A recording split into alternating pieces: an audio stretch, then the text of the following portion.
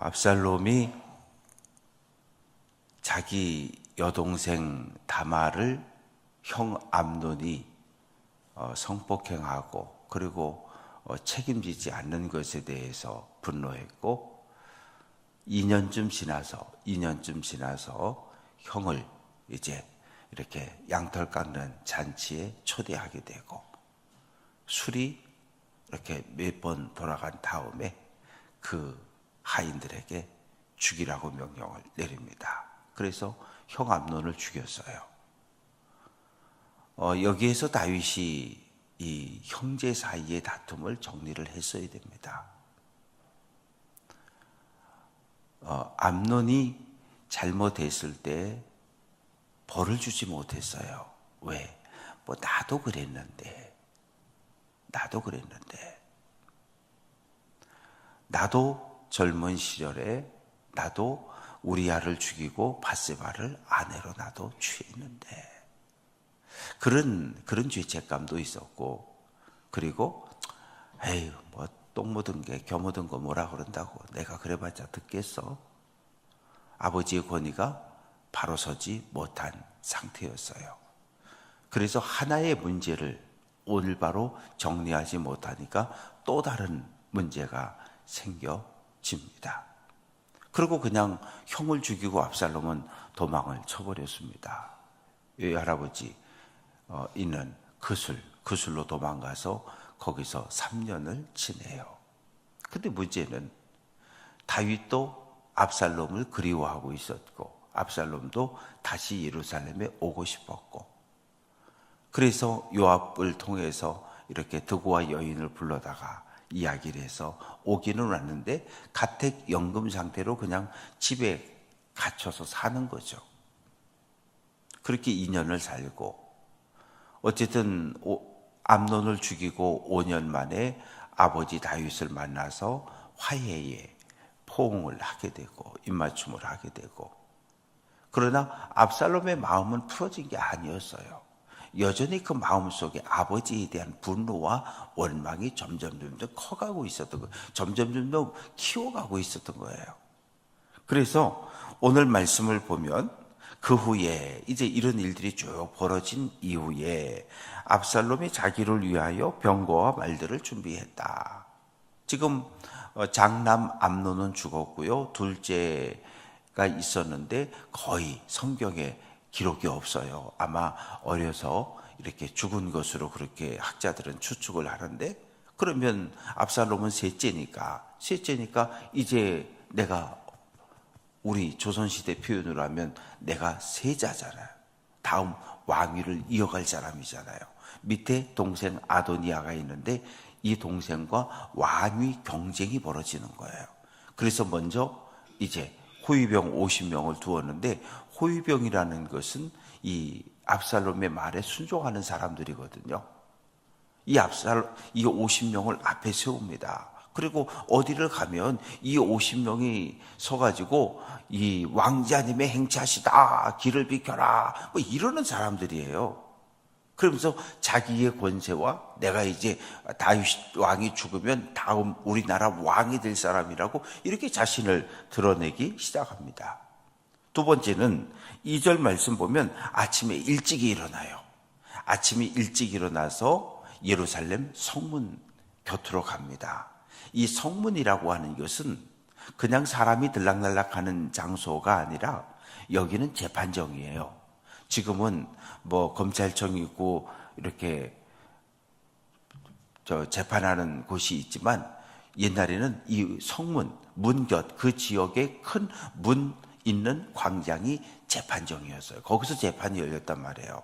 그러면 왕이 날짜 시간 정해서 나가 있으면 전국에서 유지들이 가난한 사람들은 감히 왕한테 항소하러 오지 않아요. 재판을 청하지 않아요. 재판에는 어떤 게 있습니까? 첫째는 세금이에요. 두 번째는 이 군대 가는 문제, 징집하는 문제, 그리고 세 번째는 부역하는 문제, 여러 가지 지역의 큰 현안들을 가지고 지역의 유지들이 왕에게 이 재판을 좀 판결을 내려달라고 오는 겁니다. 이 시대의 왕이라고 하는 건 최고의 재판장이었어요. 마지막, 오늘날 우리말로 하면 뭐 대법원이나 헌법재판소처럼 마지막 판결을 내려주는 사람이 왕이었다고요. 그런데 지금 압살롬은 요래 보니까 우리 아버지가 요새 바쁜 거예요. 성문에 자주 못 나가는 거예요. 그래서 내가 그래도 다음 우리 아버지 뒤를 이어 왕이 될 사람이니까 내가 나가서 거기서 이제 전국 12개 지파에서 오는 사람들을 만나기 시작합니다. 어느 지파에서 왔느냐? 예, 저는 베냐민 지파 어디 성읍에 사는 아무개입니다. 뭔 일 때문에 왔느냐? 이러한 일 때문에 왔습니다. 아이고, 그렇구나. 당신 말 들어보니까 당신 말이 옳아. 그런데 이 3절 말씀에서 뭐라 그러냐 하면 내 일이 옳고 바르다. 무조건 그 사람 편 들어주는 거예요. 무조건 네가 옳다는 거예요. 베냐민 지파에서 온 사람도, 에브라임 지파에서 온 사람도, 므낫세 지파에서 온 사람도 아이고 당신 말이 맞다고, 당신 말이 맞다고. 그러나 내 송사를 들을 사람을 왕께서 세우지 아니하셨다. 다윗 왕이 요새 바쁘다는 거예요.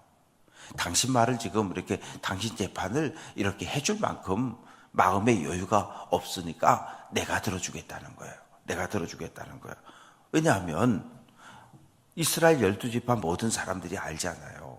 압살롬이 다음에 다윗 왕의 뒤를 이어서 왕이 될 사람이라는 걸 다 알고 있잖아요.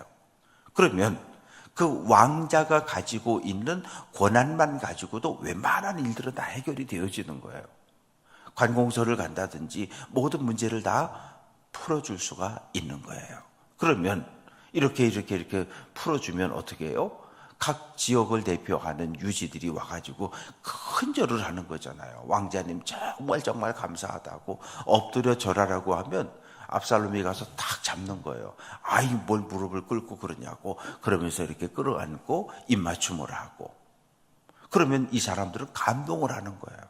세상에 왕자님께서 나를 안아주고 내 편 들어주고 입맞춤을 해줘서 이 뭐가 되는 거예요? 자기 사람이 되는 거예요. 그래서 12지파의 압살롬은 자기 사람들을 심기 시작하는 거예요. 뭘 통해서? 재판을 통해서. 편리를 제공해 줌을 통해서. 그러면서 4절 끝부분에 보면 내가 정의 베풀기를 원한다. 만약에 내가 왕이 되기만 하면 여러분들처럼 이렇게 속상한 문제를 가지고 오는 사람들 내가 다 당신들 편 들어서 정의롭게 바르게 내가 판결을 해줄 수 있는데, 그러면서 자기가 다음에 왕이 될 거라고 하는 이런 의사를 공공연히 드러내고 있습니다. 그래서 6절 말씀 끝에 보면 뭐라고 돼 있냐 하면 이와 같아서 이스라엘 사람의 마음을 압살롬이 훔쳤다. 도둑질했다는 거잖아요. 그러니까 백성들의 마음이 다윗 왕을 향하여 충성을 하고 다윗 왕에게 충성하는 이런 백성들이 되도록 해야 되는데 누구에게? 압살롬에게. 나에게 충성하는 사람을 만들어버린 거예요. 누구를? 아버지 다윗 왕의 백성들을. 몇 년 동안? 4년 동안. 그러니까 얼마나 많은 사람들을 만났겠어요. 2절 보면 일찍이 일어나. 이 악을 행하는 사람들이 착한 사람들보다 부지런하고 바빠요.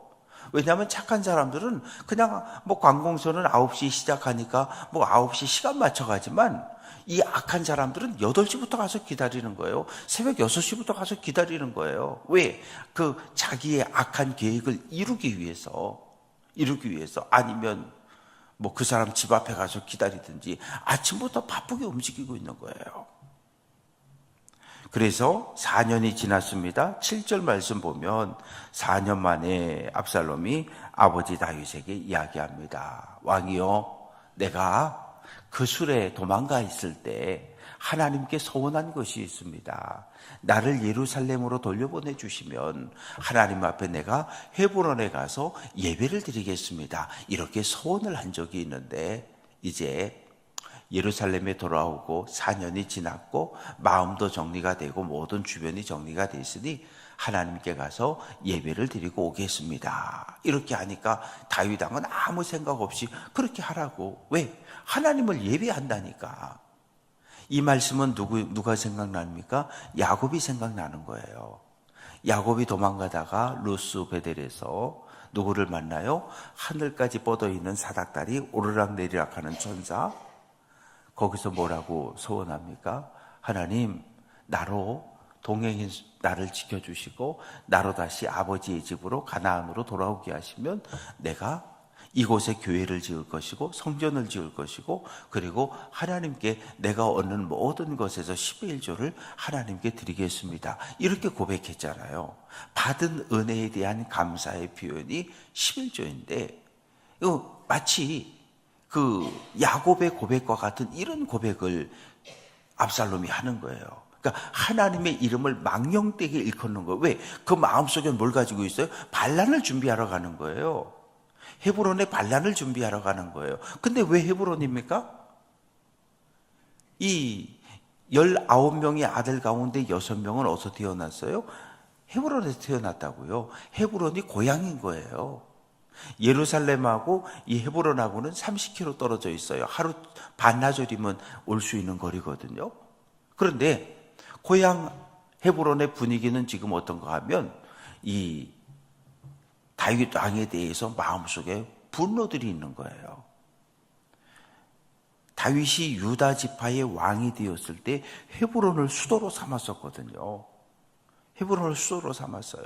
그런데 12지파의 왕이 되자마자 제일 먼저 한 게 수도를 예루살렘으로 옮겨가는 일이었어요. 그러니까 헤브론 사람들은 아니 그냥 헤브론을 수도로 두지 왜 수도를 예루살렘으로 가져가느냐, 우리를 무시한다, 힘들고 어려울 때 쫓겨다닐 때 우리가 보호해주고 우리의 왕 삼아줬는데 왕 되고 나더니 12지파 왕 되고 나더니 도지사일 때는 우리 강원도만 챙기더니 뭐 대통령 되더니 우리를 무시하냐 뭐 이러면서 화들이 나 있었던 거예요. 그것을 누가? 압살롬이 알고 있었던 거예요. 그래서 고향 헤브론으로 가서 헤브론 사람들의 마음을 훔치기 시작하는 거예요. 그 불만에 불을 붙이기 시작하는 거예요. 여러분들의 주장이 맞습니다. 다윗 왕이 잘못했습니다. 그냥 헤브론을 수도로 둬도 되는데 우리를 무시한 게 맞습니다. 우리가 남입니까? 나도 이 헤브론이 고향입니다. 뭐 이러면서 헤브론 사람들의 마음을 다 훔쳐버린 거예요. 그리고 여기에 또 누가 따라갔냐 하면 11절 말씀에 보면 200명이 압살롬과 함께 예루살렘에서부터 헤브론으로 내려갔다. 200명은 누구예요? 관리들이에요. 종교 지도자도 있고요. 여기는 정치 지도자도 있고요. 여기는 군대 지휘관들도 있고요. 200명의 신하들이 압살롬과 동행을 하니까 무슨 소문이 퍼졌어요? 와, 압살롬이 헤브론에 하나님을 예배하러 가는데 다윗 왕께서 200명의 신하를 붙여보냈어. 와, 압살롬은 다윗 왕의 뒤를 이어서 왕이 될 분이 맞아. 이런 소문이 이스라엘 12지파에 쫙 퍼지더라고. 그런데 정작 문제는 이 200명은 아무것도 모르는 거예요. 압살롬이 그 마음속에 다윗 왕을 죽이고 이스라엘의 왕이 되겠다고 하는 그런 욕망이 꿈틀꿈틀거린다는 걸 아무것도 모르는 거예요. 그래서 모든 일을 알지 못하고 그저 따라가기만 한 사람들이었다. 성경은 이렇게 표현을 하고 있습니다. 그래서 압살롬이 헤브론에 도착했어요. 12지파에 사람을 보냈어요. 오늘이 5월 며칠이니까 이제 앞으로 일주일 후에 낮 12시에 12지파에서 동시에 양각 나팔을 불어라. 양각 나팔을 불면 일제히 거리로 나가 성읍에서 외쳐라. 압살롬이 헤브론에서 이스라엘의 왕이 되었습니다. 외치라는 거예요. 이미 다 약속을 해놨어요. 약속을 다 해놨어요. 그리고 아주 중요한 한 사람이 등장을 하는데 12절입니다. 제사 드릴 때 제사는 드렸어요. 왜? 아버지에게 제사 드리러 간다 그랬으니까. 그런데 이 제사가 온전한 제사입니까? 그 마음속엔 아버지 다윗을 죽이고 내가 이스라엘의 왕이 되겠다. 이 내 여동생 다말이 성폭행 당했을 때 형을 올바르게 채찍질하지 못했던 아버지에 대한 이 분노를 내가 어떻게 아버지를 죽이고 왕권을 빼앗음으로 내가 왕이 되면서 이 분노를 폭발시키겠다. 그런 마음을 가지고 하나님을 예비하는 거예요. 새벽 기도회에 와서 주일 예배에 와서 그 마음속에 남편을 향한 자녀들을 향한 성도들을 향한 목회자를 향한 분노가 마음속에 부글부글한 상태에서 그렇게 예배당에 앉아 있는 거 똑같은 거예요. 그 마음속에 하나님을 두려워하는 마음이 1도 없어요. 그냥 예배는 드리는데 그렇게 기도하는 거예요. 하나님, 나 이제 반란을 일으키려고 그래요. 하나님, 내 편 들어주세요. 이러고 지금 예배 드리고 있는 거예요. 아히도벨이라는 사람이 등장을 합니다. 이 아히도벨이라는 사람은 다윗의 신하 중에 한 사람인데 모사예요. 모사라는 건 지혜가 많은 사람이란 뜻이에요. 지혜. 어떤 문제가 생겼을 때 방향을 제시하고 어떤 문제가 생겼을 때 문제를 해결하고 풀어주는, 전쟁에 나갔을 때 군사를 보내고 후퇴시키고 매복하고 이런 것 전체적인 것들을 지휘하고 제안하는 사람이에요. 이 사람은 누굽니까? 밧세바의 할아버지로 알려져 있어요. 다윗의 신하였는데 왜 압살롬 편을 들었을까요? 아히도벨은 알았어요. 다윗 저놈이 우리 손녀 사위를 죽였어. 그리고 밧세바를 자기 아내로 데려갔어. 알고 있었던 거예요. 그래서 압살롬이 반란을 일으키자고 권면했을 때 다윗 왕을 떠나서 압살롬 편에 서게 됩니다. 반란이 시작됐습니다. 12절 끝부분. 반역하는 일이 커감에 압살롬에게 돌아오는 백성이 많아졌다. 압살롬이 왕이 되었습니다. 압살롬이 왕이 되었습니다. 12지파에서 벌떼같이 일어났고 사람들이 예루살렘으로 몰려가기 시작하는 거예요. 헤브론에서 전령이 달려옵니다. 왕이요, 압살롬이 헤브론에서 반란을 일으켰습니다. 지금 군인들이 오고 있는데 내일 몇 시쯤 도착할 것 같습니다. 그러자 다윗이 도망가자는 거예요. 피난 가자는 거예요. 이스라엘 전체의 인심이 다 압살롬에게 돌아갔고 당신의 편은 없습니다. 어떻게 하면 좋겠습니까? 도망가자는 거예요. 이 당시 예루살렘의 인구는 2,000명 정도로 추측을 하고 있어요. 그러니까 예루살렘이란 성이 산꼭대기에 있었기 때문에 많은 사람이 여기 살 수가 없어요. 다윗 왕 때 2,000명, 솔로몬 왕 때 5,000명 정도 있었다고 추측하고 있는데 2,000명 가운데 군인들은 얼마 없는 거예요. 왜? 군인들은 다 어디가 있어요? 최전방에 가 있는 거예요. 최전방에. 그리고 이 예루살렘 성 안엔 왕을 호위하는 최소한의 병력만 남아있는 거예요. 이 병력을 가지고 성문 걸어 잠그고 버티면 돼요. 버틸 수 있어요. 그러나 어떤 문제가 생깁니까? 아버지와 아들이 칼부림을 해야 돼요. 예루살렘은 평화의 도성입니다. 평화의 도성에서 아버지와 아들이 왕권을 놓고 싸우는 거예요. 피를 흘리는 거예요.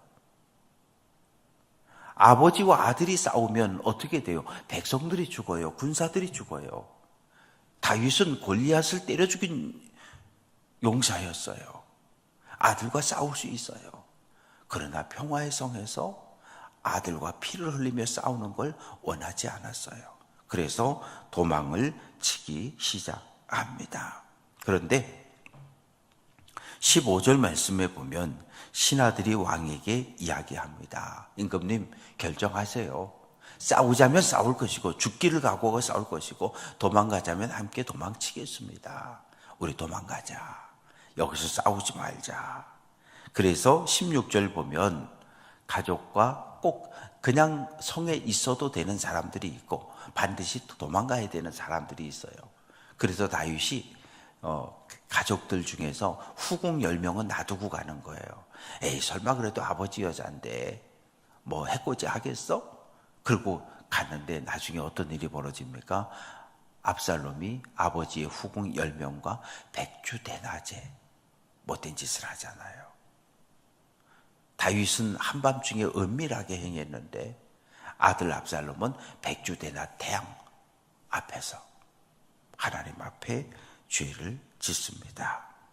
17절 말씀 보면 벤메르하게 이루었다. 벤메르학이라고 하는 것은 예루살렘 성 맨 끝부분에 있는 별궁입니다. 왕이 쉴 수 있는 별궁인데 여기를 건너가게 되면 이제 기드론 시내가 나오고 유대 광야가 시작이 되는 거예요. 여기에서 성을 빠져나와서 여기서 잠시 멈춘 거예요. 왜? 인원 파악을 해야 되니까. 아내들은 다 왔는지, 행정부 장관은 왔는지, 국방부 장관은 왔는지 인원 파악을 하는 거예요. 그런데 거기 누가 있습니까? 블레셋 사람과 그 그렛 사람이 있어요. 그렛 사람은 크레타 섬 출신의 용병들, 블레셋 사람은 블레셋 출신의 용병들. 지금 보면, 그리고 또 누가 있습니까? 왕을 따라 가드에서 온 사람 600명. 이 합쳐서 600명이에요. 지금 아들 압살롬, 동족 이스라엘 백성은 다윗 왕을 죽이겠다고 달려들고 이방인 용병들은 다윗을 지키려고 하는 거예요. 말씀을 정리해 봅니다. 하나의 문제가 생겼을 때 문제는 생길 수 있어요. 우리들이 삶을 살아가고 인생을 살아가면서 문제는 언제든지 생길 수 있어요. 문제가 생겼을 때 하나님께 묻고 하나님의 방법으로 신앙적으로 정리하지 않으면 또 다른 문제가 생기고 또 다른 문제가 생기는 거예요. 처음에 생겨진 문제를 바르게 정리해야 그 다음에 똑같은 일들이 반복되지 않아요. 그런데 정에 치우치고 하나님의 말씀보다는 그냥 덮어두는 게 낫겠다. 그렇게 하면 그 뒷감당하기는 점점점 어려워집니다. 바라고 소망하는 것은 오늘 한 날 이 말씀들을 마음에 새기고 우리 자녀 손들을 위해서 기도하는 시간이었으면 좋겠어요. 우리 가족들에게는, 우리 자녀들에게는, 우리 형제들에게는 이렇게 서로 다투고 있지 않는가, 다툼의 문제는 있지 않은가 생각하면서 자녀 손들을 위해서 기도하고 오늘 한 날 믿음의 길을 걸어가며 어떠한 일을 만나든지 하나님께 묻고 신앙 안에서 믿음의 방법으로 문제를 하나씩 하나씩 해결해 나가는 귀한 성도들 될 수 있기를 주님의 이름으로 축원합니다.